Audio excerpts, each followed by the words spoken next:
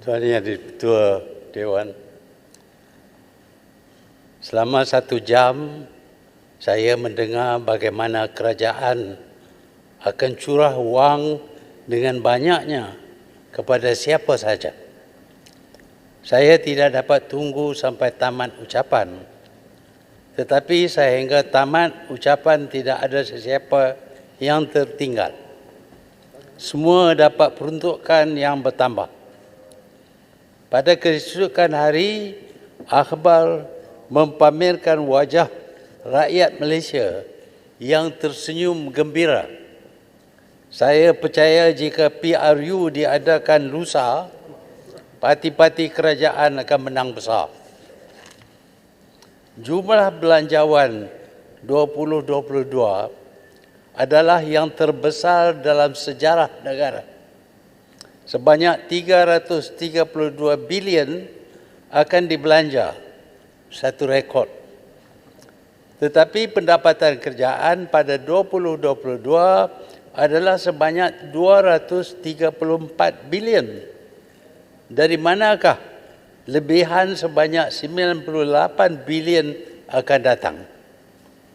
Kemungkinan besar ialah kerajaan akan hutang. Dari 332 bilion, peruntukan 98 bilion akan dihutang.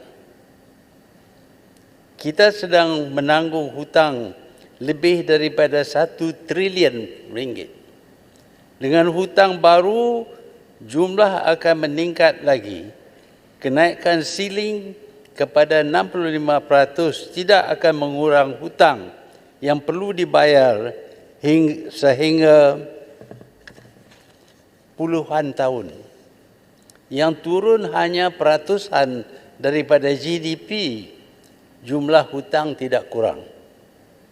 Ya, saya faham perlunya kita belanja lebih untuk lawan pandemik COVID-19 dan kemerosotan ekonomi. Tetapi kita tidak tunjuk minat untuk dapat balik wang yang telah diselewengkan. Demikian, duit yang dipercayai dicuri telah dibalikkan kepada pencuri.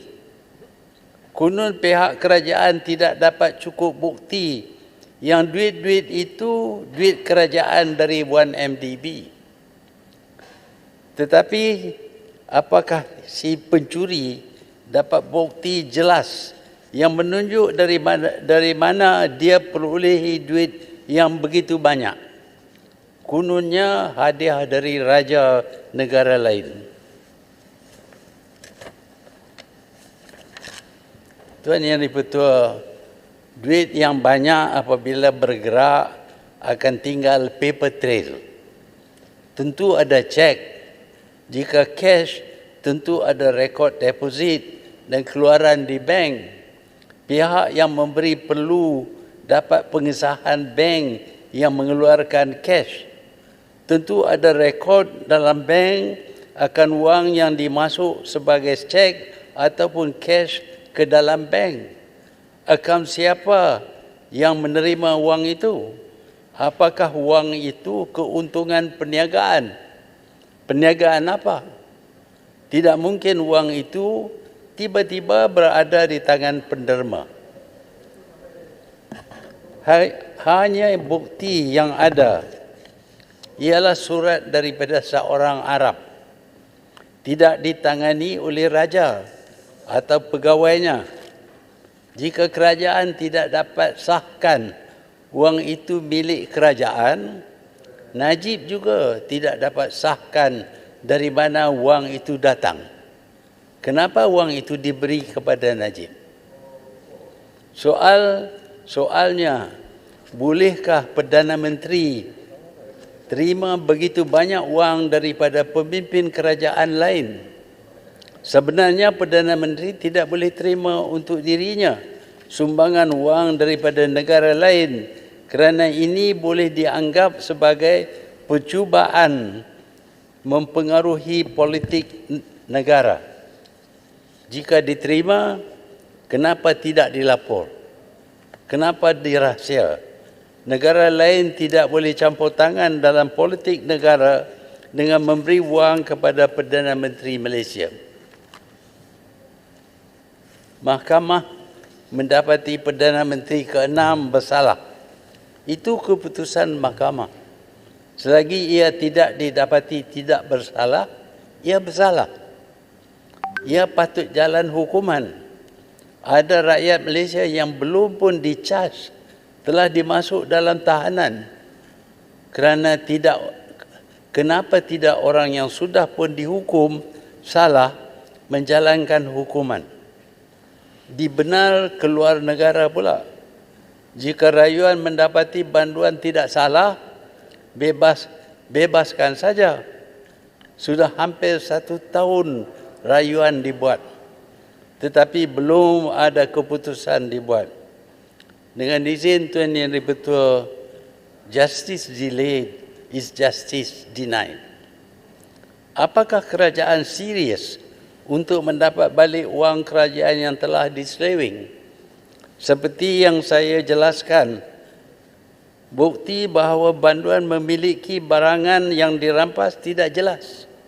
Kenapa dipulang kepada banduan? Ternampak kerajaan tidak serius untuk mendapat balik wang yang telah dicuri. Sikap kalau hilang duit kerajaan, itu tidak mengapa. Kerajaan boleh hutang dan beberapa generasi akan datang akan bayar. Hutang tidak boleh selesai jika kita hutang untuk bayar hutang.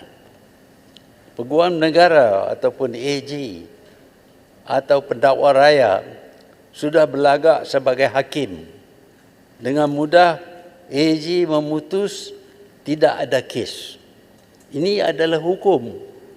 AG sudah jadi hakim. AG juga tidak bantah apabila banduan dibenar keluar negara. Ya, memang ini semua tidak salah daripada segi undang-undang, tetapi ia menjadi presiden. Bolehkah di masa hadapan banduan dibenar melancung ke luar negara? Atau apakah ada 2 kelas banduan? Semalam saya dengar ada yang cakap berdegar-degar macam pendekar yang mahu pertahan kedaulatan negara berkaitan isu Pulau Batu Putih. Saya agak hairan dengan pahlawan ini yang pernah umum akan berlayar bila sauh dilabuh. Tidak merasa marah ataupun perlu memperlihat kepahlawanannya.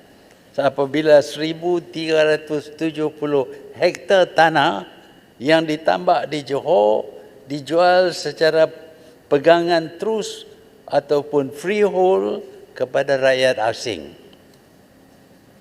Ini tidak mengambil kira kerosakan alam sekitar yang berlaku terhadap kawasan paya yang kaya dengan biodiversity dan mengakibatkan nelayan dan penduduk di sekitar kawasan itu terjejas pendapatan dan mata pencarian mereka. Bukan saja pahlawan ini tidak memberontak dengan penjualan hartanah itu secara freehold kepada rakyat asing, dia yang menjadi juara merasmi projek itu. Sesungguhnya the rule of law tidak lagi terdapat di Malaysia. Ada saja loophole bagi pencuri, penyangga elak dari dihukum. Kerajaan tidak bersungguh untuk memelihara dana kerajaan. Saya sedar wang yang banyak diperlukan bagi mengatasi krisis yang dihadapi oleh negara.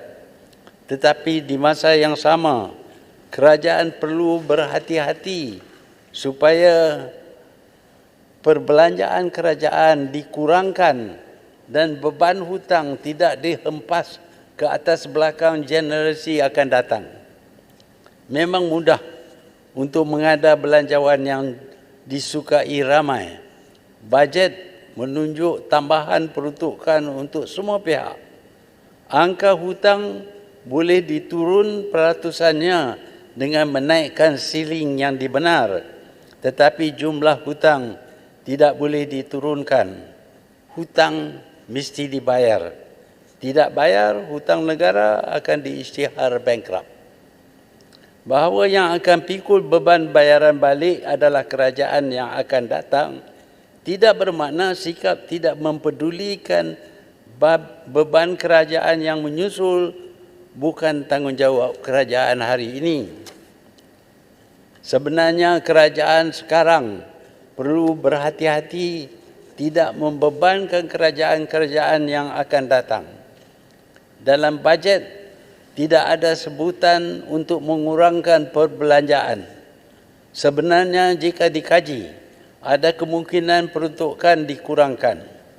Dalam bidang pendidikan, pertanian, telekomunikasi, perbelanjaan kerajaan boleh dikurang dengan menggunakan teknologi baru dan juga menswastakan. Tetapi setelah telekomunikasi diswasta kerajaan mengambil alih teknologi yang terkini yang akan memerlukan berbilion ringgit untuk dibekal kepada pelanggan. Apa perlunya kerajaan melibat dalam khidmat ini? Tentulah lebih baik diserah kepada syarikat telekomunikasi yang sekian lama membekal sistem komunikasi dalam negara. Dengan diserah kepada swasta, kerajaan akan menyelamatkan sejumlah wang yang tidak kecil dalam peruntukan belanjawan. Lagipun, kerajaan tidak terkenal dengan kecekapan dalam bidang bekalan khidmat seperti ini. Jika disemak, kita akan dapati banyak lagi peruntukan dalam belanjawan yang boleh dikurangkan. Beban hutang negara di masa depan boleh jadi lebih ringan. Selain daripada membekal peruntukan yang banyak, bajet tidak menjelaskan cara-cara untuk mengatasi krisis, baik COVID-19, baik pun ekonomi. Terpulanglah kepada pentadbir untuk bertindak. Sebenarnya tindakan oleh pentadbir kadang-kadang tidak menepati tujuan peruntukan. Bahkan besar kemungkinan mereka tidak pun faham bagaimana peruntukan akan diguna. Demikian, sementara kerajaan ingin menggalakkan pelaburan, sikap pentadbir tertumpu lebih kepada prosedur birokrasi. Adakala menteri dan pegawai kanan tidak boleh ditemui oleh pelabur. Masa yang amat panjang diambil untuk melulus sesuatu permohonan. Kadang-kala ada pelaburan tidak dapat dilulus kerana sudah ada cadangan dari orang-orang politik tertentu. Satu daripada punca jumlah peruntukan menjadi lebih besar ialah rasuah. Semua pihak tahu bahawa kelulusan sengaja dilambat-lambatkan atau tidak diberi ialah kerana pemohon tidak menghulur sogokkan. Sesungguhnya, budaya rasuah sudah kembali dan ia tetap meningkat kos yang akan ditanggung oleh kerajaan. Terdapat sejenis rasuah apabila jawatan dicipta yang tidak penting dalam kerajaan. Yang diutamakan ialah penerima jawatan-jawatan ini menyokong kerajaan. Mereka pula diberi taraf menteri supaya taraf dan pendapatan lebih tinggi. Maka bertambahlah bajet dan hutang. Sesungguhnya, walaupun krisis COVID-19 dan kemerosotan ekonomi memerlukan perbelanjaan luar biasa, tetapi kerajaan yang bertanggungjawab perlu kurangkan jumlah belanjawan supaya tidak membebankan negara dengan hutang yang bertambah. Kita gembira jumlah kes baru sudah turun. Tetapi kenapakah jumlah kes baru COVID-19 telah turun? Tetapi kenapakah satu masa ia naik sampai 25,000 kes baru sehari? negara Jepun dengan penduduk 4 kali ganda lebih ramai dapat mengurangkan jumlah kes baru sehingga sekarang berjumlah hanya 200 dan kematian hanya 7 orang. Negara Jepun telah menjadi tuan rumah Sukan Olimpik dan menerima berpuluh ribu pelawat, tetapi wabak COVID-19 tidak melambung. Ada baiknya jika kita tiru cara-cara Jepun. Tuan Yang di-Pertua, saya harap kerajaan akan semak semula bajet 2022. Kita tidak perlu bangga dengan mengemuka belanjawan yang terbesar dalam sejarah negara. Lagipun ia menjadi besar kerana hutang besar. Dan sebahagian daripada wang yang akan dihutang akan diguna untuk bayar hutang. Bukan saja oleh kerajaan semasa, tetapi juga kerajaan-kerajaan yang akan datang kerana menghutang untuk bayar hutang, tidak mengurang jumlah hutang. Yang berlaku hanyalah pertukaran punca hutang sahaja. Membuat peruntukan tambahan sebagai cara menangani masalah tidak selalunya mencerminkan kebolehan dan kebijaksanaan para perancang atau keprihatinan kerajaan. Kita tidak perlu bangga dengan saiz bajet kita. Terima kasih, Tuan Yang di-Pertua. Terima kasih, Yang Berhormat